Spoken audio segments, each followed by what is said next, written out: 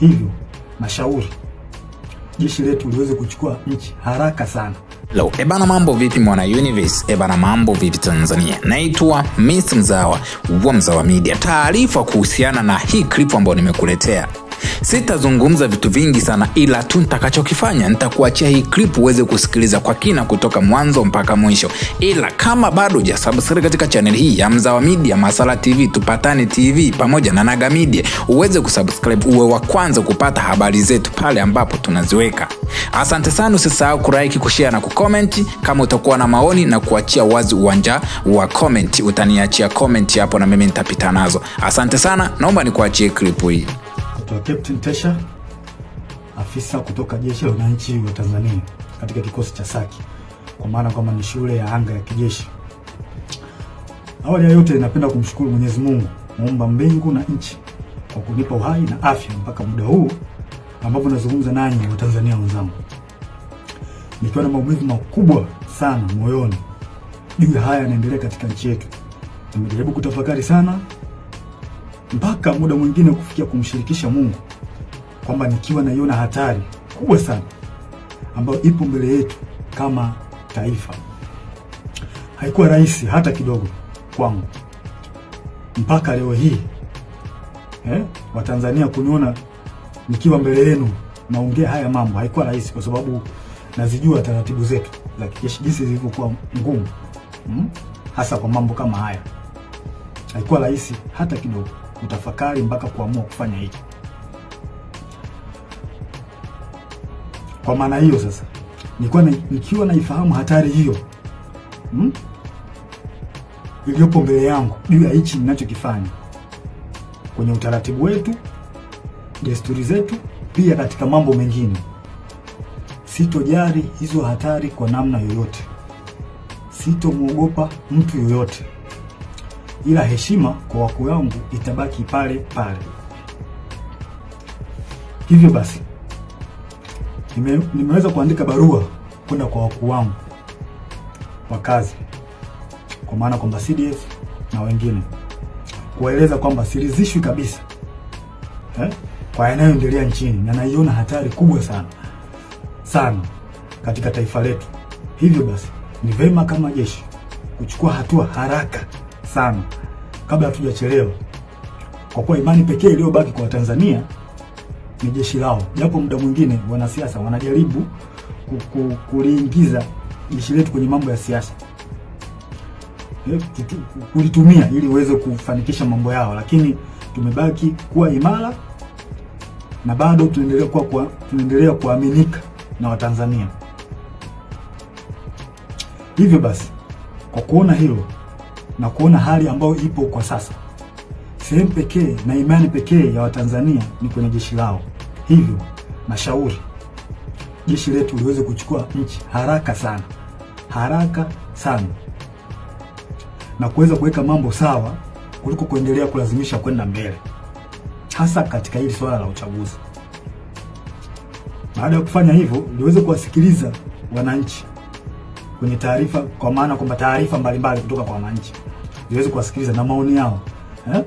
Wanasiasa wazalendo waweze kusikilizwa nao, wenye uchungu na taifa hili wapo, wanajulikana. Mfano kuna huyu mzee wetu mzuri kabisa, huyu nani Walioba, mzee mzuri sana huyu, na sijui kwa nini wanampuuza. Kuna huyu Humphrey Polepole, kuna mzee Butiku, kuna majaji wazuri, mfano huyu jaji Robert Makaramba na wengine wengi.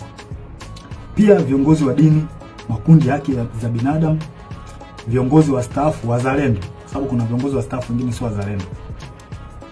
Wanaharakati wazalendo wanaoisaidia taifa kwa kuibua mambo mbalimbali, mfano mambo ya ufisadi, matumizi mabaya na madaraka, na kuibua mambo mengine ambayo yanasaidia jamii kwa namna moja au nyingine kuweza kutatua kero mbalimbali za kijamii.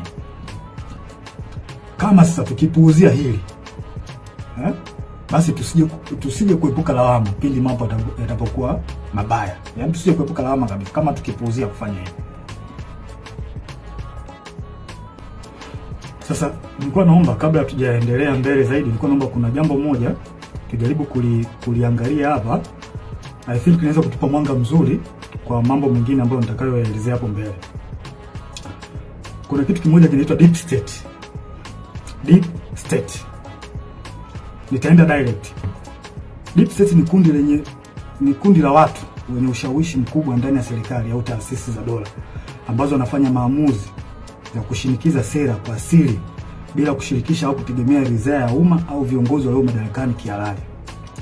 Mara nyingi kundi hili linaaminika kuwa linaendelea kushika madaraka hata serikali inavyobadili kupitia uchaguzi wa kidemokrasia. In short, ni serikali ndani ya serikali, au kwa jina lingine unaweza kuita remote controller. Ni serikali ambayo inafanya kazi nyuma ya pazia, na mara nyingi wanatumia ushawishi wa taasisi kama zifuatazo: jeshi, idara ya usalama, polisi, mahakama, wakurugenzi, ma-CEO wa mabenki na taasisi za fedha, viongozi wakubwa wa kibiashara na matajiri wakubwa, media, mfano TV, radio na magazeti, wasanii na watu mashuhuri, na muda mwingine wanaweza kutumika bila hata wao wenyewe kujijua kama wanatumika na hao deep state. Sifa kuu za deep state hapa nitazielezea, zipo 4. Ya kwanza, hufanya kazi kwa siri au covert operation, na wanafanya kazi hivyo ili wasiweze kugundulika, kwa sababu wakigundulika inaweza kidogo ikawapa shida. Namba 2, hawajibiki moja kwa moja kwa wananchi. Mara nyingi wanawatumia wanasiasa ambao wako upande wao. Kuna wanasiasa ambao wapo upande wa deep state, kwa hao ndio wanatumika moja kwa moja kufanya mambo yao serikalini. Hutumia taarifa za siri, propaganda au vitisho kudhibiti hali. Pindi mambo yao yanapoanza kujulikana na wananchi, mara nyingi wanatumia vitisho kwa kutumia vyombo vya ulinzi na usalama, au wanaweza kutumia media na baadhi ya watu. Nashangaa tu influencer from nowhere mtu anaanza kumtukana mwenzake bila sababu.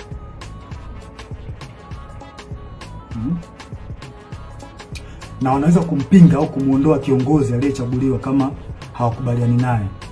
Mfano, wananchi labda wamemchagua kiongozi fulani ambao wao wamempenda, wameona kabisa huyu kiongozi ataenda kutusaidia kutukomboa katika nchi yetu au katika jamii yetu.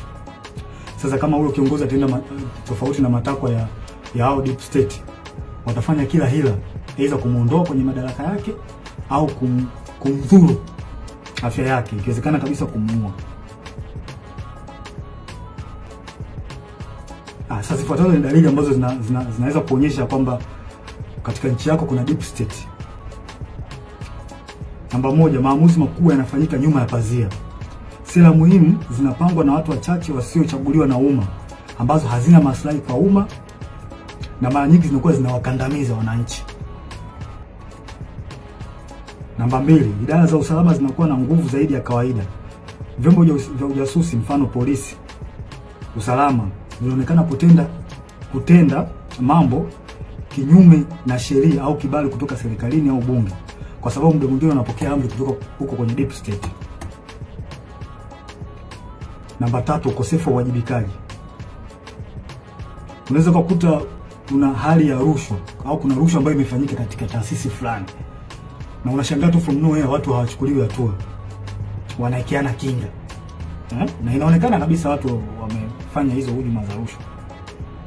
Hakuna uwajibikaji, unaachwa. Namba 4, kampeni za habari na propaganda. Hutumia media, mfano magazeti, TV, radio na mitandao kwa ajili ya kutengeneza propaganda pindi unapoona taarifa zao au siri zao zinajulikana. Hutengeneza namna ya kuweza kuficha huo ukweli.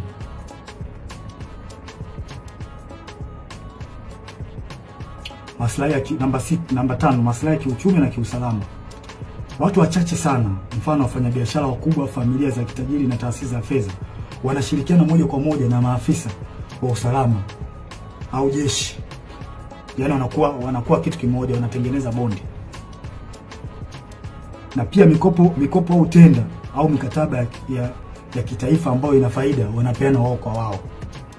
Wanapeana maslahi wenyewe kwa wenyewe. Si watu wazuri hao.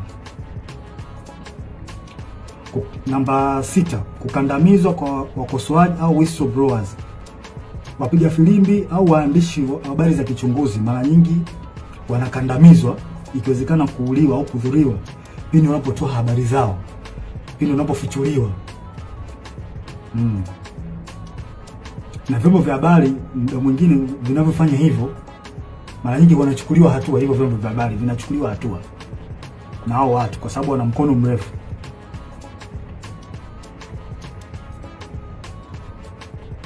Si watu wazuri hao.